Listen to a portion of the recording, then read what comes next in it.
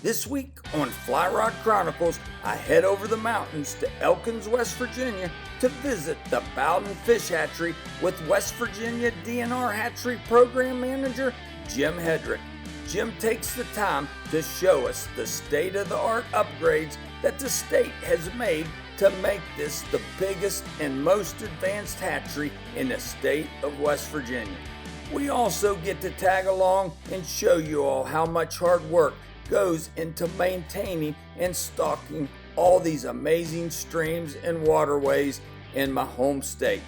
Then to top it off, we were able to get a group of kids to go on a field trip and assist with the stocking of these trophy fish, and then were rewarded by catching some of these beautiful West Virginia trout. This is one field trip that they won't ever forget, so stick around. Traveling the world, fishing, enjoying the great outdoors. Those are things that would have seemed impossible to me when I was a kid growing up in the mountains of West Virginia. I'm a lucky man, and I never want to forget it, and I'm hoping that sharing my experiences with folks will inspire them to do the same. I'm Curtis Fleming, and these are my Fly Rod Chronicles.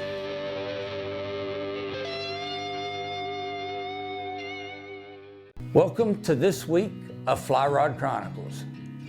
We're going to be doing things a little different as we let you guys have an inside look at one of our most advanced fish hatcheries in the state of West Virginia. We're going to be at a couple different locations. First off, we're going to show you the newest upgrades at the Bowden Hatchery in Elkins, West Virginia. And then we go to Teeter Creek Lake to meet up with some amazing Barber County high school kids to educate them on the art of fly fishing and the stocking program with the West Virginia Division of Natural Resources. Now, me and my buddy Rick, we're hopping in the FRC truck and heading over to Bowden Hatchery in Elkins, West Virginia.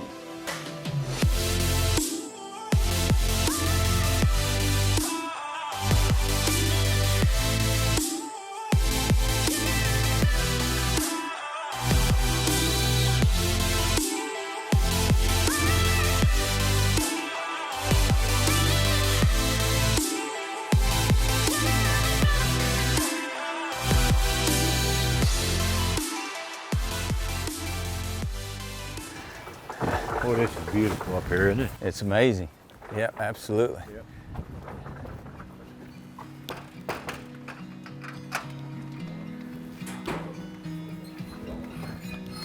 How we doing? All right. How you doing? Good. JR, Curtis.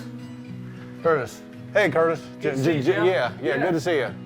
Got my buddy Rick with us. Well, it's nice to meet you, Rick. Nice to meet you. Nice to meet you. Yeah. So, welcome, guys. Thank you. We're glad that you guys can come over to Bowden Hatchery here and join us, and we're happy to show you guys around.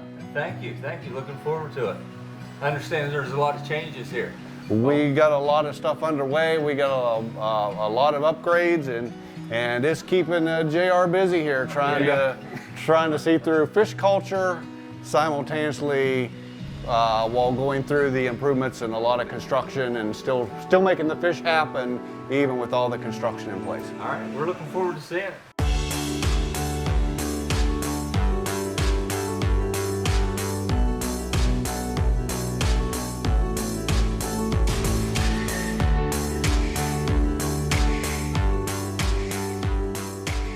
We started becoming concerned about the upkeep and the maintenance of the facilities. Many of them were built back in the 30s. This was actually one of the newer facilities, but built so long ago, we were getting a lot of deterioration, very difficult to keep things repaired. So we had a company do a study for us to tell us what it would take to bring the hatcheries up to a modern standard of a hatchery. And that's what we have here. We've asked them to say, if we were in the Bowden and we have room to do expansion, how would we do this with the modern technology that has been researched to maximize fish production? Wow. So this is what we got, and thankfully we have a governor and director that continues to support us in that. Yeah. and we're just give us an opportunity to make more fish for the anglers. So.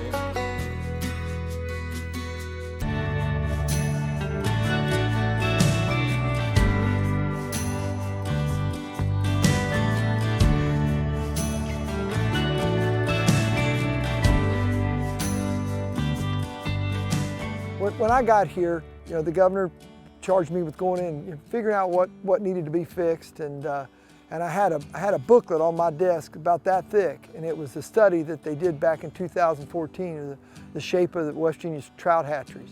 Hadn't invested any money in them for decades, and this is Bowden is a $10 million renovation. Not only will it increase the amount of fish that we'll be able to raise for West Virginia, but it's a state-of-the-art. We're not having to draw, we'll be able to use our springs. We used to have to take water from the river a lot of times in the summertime, and you know what that can do with the temperatures. It's going to allow us to use our spring water, recirculate it, and like I said, it's going to increase the capacity up there by more than 50%. And that means more trout to be able to stock in the waters. And that's one of the reasons why we're able to come down here. We're not taking fish from someplace else. We're taking some of the increased production that we're going to get from these hatchery renovations, and we're going to be able to increase stocking on places.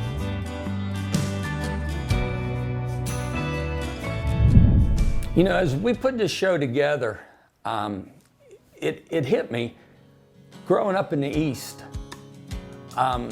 This show don't just air in the East.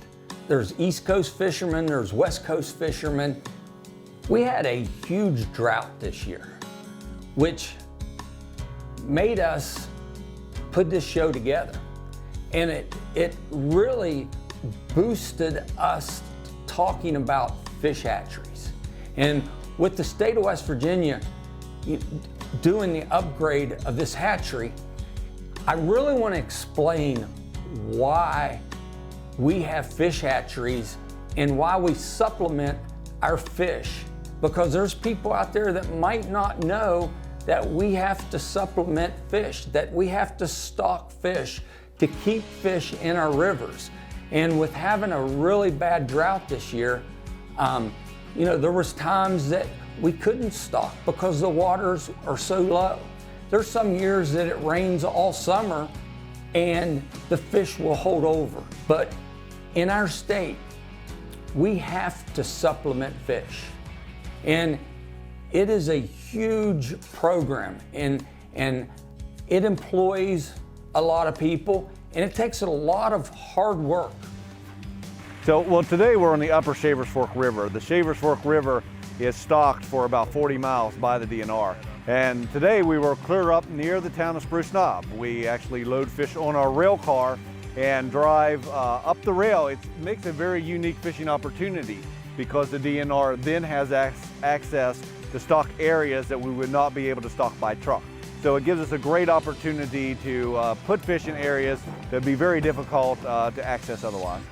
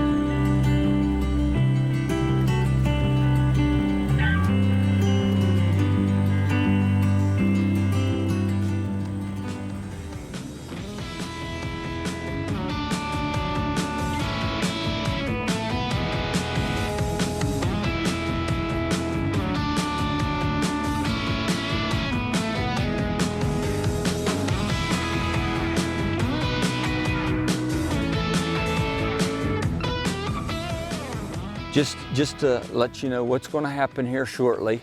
Has everybody seen a fish, a stock truck?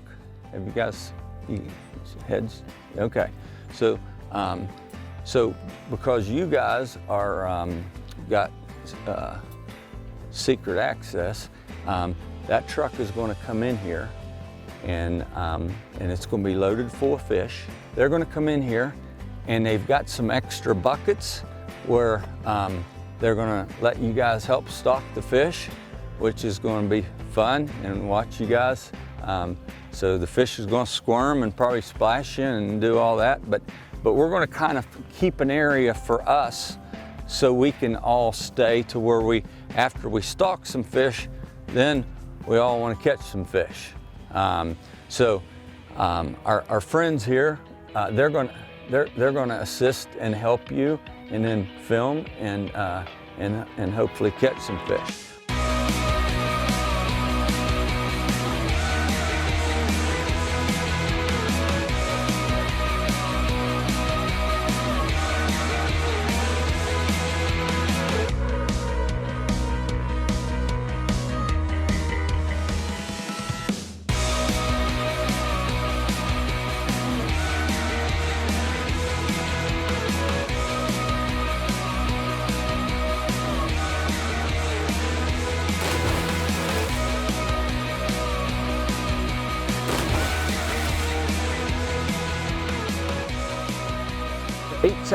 That's a girl, that's a girl.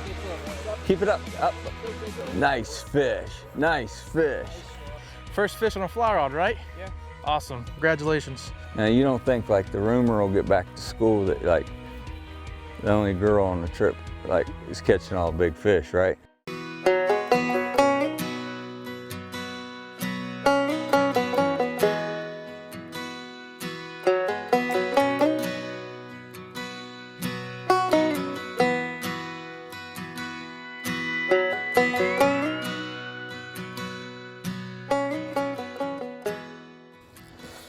So get a little bit of line out in front of you.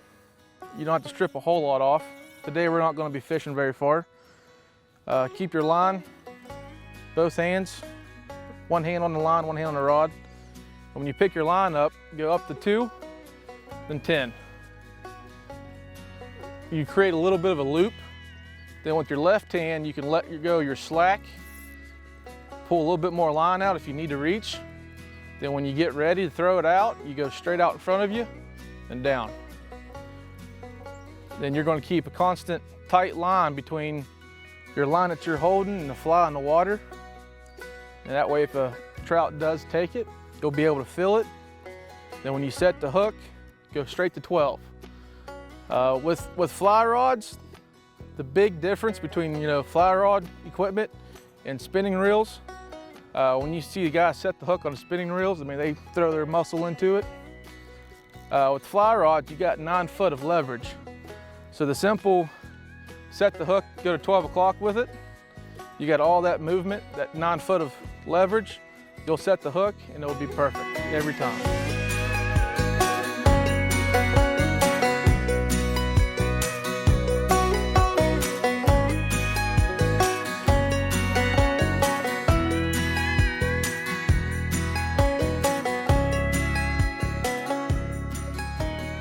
So we've got the lake stocked. As you can see, the kids are having a good time. They really love stocking the lake, and their cast looks good. The instruction's been given. These guys are all having a good time, and now we're waiting for the fishing to pick up. Sometimes after you stock fish, it takes them a while to get acclimated to eat. So we're waiting for that, and hopefully getting some smiles on their faces. They're having a good time. They're not in school, and they're out with their friends and learning a lot about the biology of fish here. So it's always fun when you can be out here in Mother Nature. So hopefully we can get some fish on. Oh, did you see that? Fish, fish, fish. Fish on, fish on. Keep them tight, keep them tight, keep them tight. There you go. Keep your rod high. Good job. Good job. Just like that. Keep good tension, good tension. In the net. Nice. Good job, buddy. First fish on a fly rod, right? Yeah. Awesome, congratulations. So we got some pictures of them. We're gonna put them back for someone else to catch. Is that okay? Yeah. Yep, catch and release.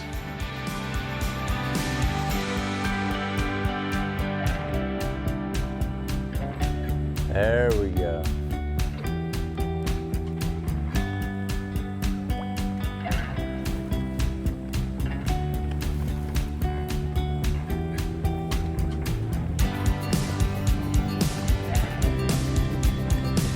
Nice.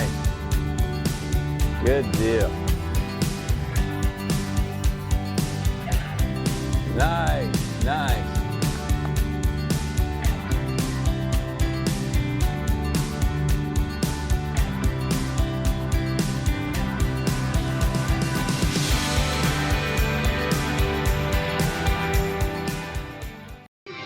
Philip Barber High won 4 prizes, including the Grand Championship in the 2021 West Virginia Student Agriculture Innovation Challenge. The yearly statewide competition recognizes the innovative ideas of middle and high school students for improving agriculture in the Mountain State. Alexis Irvin of Philip Barber was crowned Grand Champion for her Bluetooth Creek Feeder. It's a phone app that allows farmers to remotely monitor feed levels and control the amount released to livestock. 6 other students won cash prizes for new technology and even new social media platforms. The kids who participated in that competition, that was just in the news clip, are the same kids we brought out on this fishing trip just to reward them for their hard work. Not only is Alexis a state champion in the classroom, we also found out she's quite the fly fisherman. Oh, oh. Eight, set. That's a girl, that's a girl. Keep it up, up. Nice fish, nice fish. That a girl. That a girl. Good fish. Look at that. Oh. Now I'm gonna ask you again. Have you fly fished before? Huh? Now I have. Yeah? That's awesome. So how cool was that? Cool. Huh? Cool. Cool?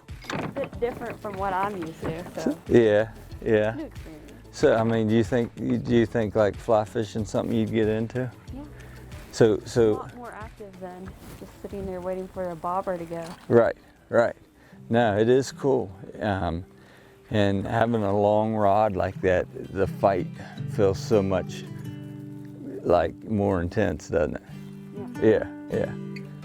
I mean, you don't think... I'm used to like specific, like if I had to fight, it would be like my thing was you. Right. And I was going like this. Yeah. And reeling and pulling it out again, and it's like, that's a lot of work. And I was like moving the boat with me, so I'm like...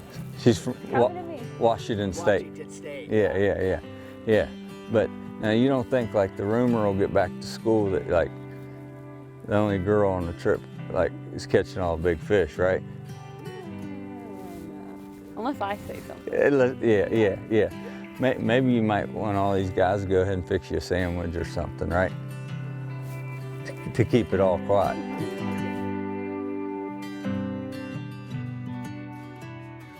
You know, we named this show Curtis Goes Back to School, and I learned a lot in this shoot. Not only how much hard work goes into a fish hatchery, but also how much money it takes for the upkeep and to maintain it. Something else that I learned is that the money doesn't come from our taxpayers, but it comes from our hunting and fishing license that are sold. Hats off to our hatchery folks and our hatchery manager, Jim Hedrick, Director McDaniel, and our governor for making this happen. I'd also like to thank Barber County students and their administrator, Mr. Neff, for spending the day with us. Also, a big shout out to the FRC crew that's involved, our Harrison County Sheriff's deputies for volunteering and helping out. So come back next week for more Fly Rod Chronicles.